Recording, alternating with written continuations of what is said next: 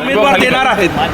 नाही, या संदर्भात कुठलीही चर्चा झालेली नाही आणि शेवट चर्चा झाल्यानंतरच निर्णय होईल. महाविकास आघाडीच्या बैठकीमध्ये चर्चा करू आणि निर्णय घेऊ, पण अद्याप तरी या संदर्भात कुठलाही प्रस्ताव सत्ताधाऱ्याकडून किंवा सिटिंग आमदाराच्या पक्षाकडून आलेला नाही. मुख्यमंत्र्यांनी आवाहन केलं होतं की बिनविरोध होऊ द्यावा म्हणून, जर लढायलाही तयार आहोत आम्ही, पण बिनविरोध झाला तर योग्य आहे असं म्हटले मुख्यमंत्री.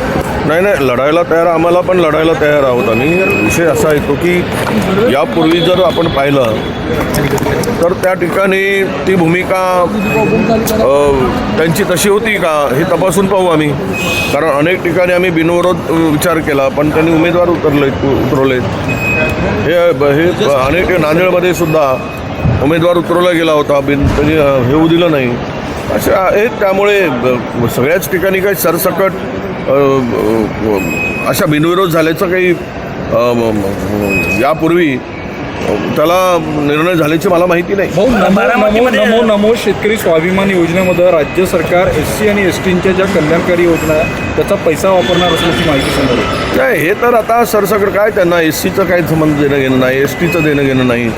सरसकट JR काढून लाडकी बहीण, नमो शेतकरी सहाय्य निधी यामध्ये वापरला जातो आहे. त्यांना STचा निधी खरं तर संविधानाच्या किंवा घटनेनुसार तो निधी तसा वळती करता येत नाही. काल परवा 400-450 कोटी रुपये त्यांनी काढून घेतलेत. एकीकडे बजेट फुगवून दाखवायचा SCसाठी, सोशल जस्टिससाठी, ट्रायबल विभागासाठी, आणि त्यातले निम्म्यापेक्षा मागच्या वर्षी 45% खर्च झाला समाज कल्याणचा.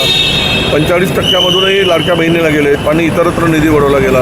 म्हणजे त्या घटकाला, कॅटेगरीला काहीच पैसे मिळाले नाही. ट्रायबलमध्ये तर केवळ 38%च निधी खर्च झाला मागच्या वर्षी.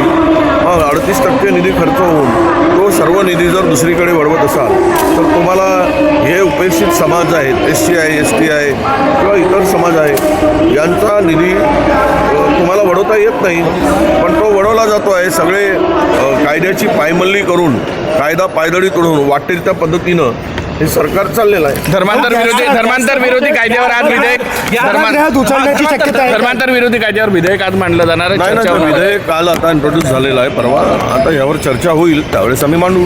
आज नक्कीच बोलणार या कायद्याची काय गरज आहे.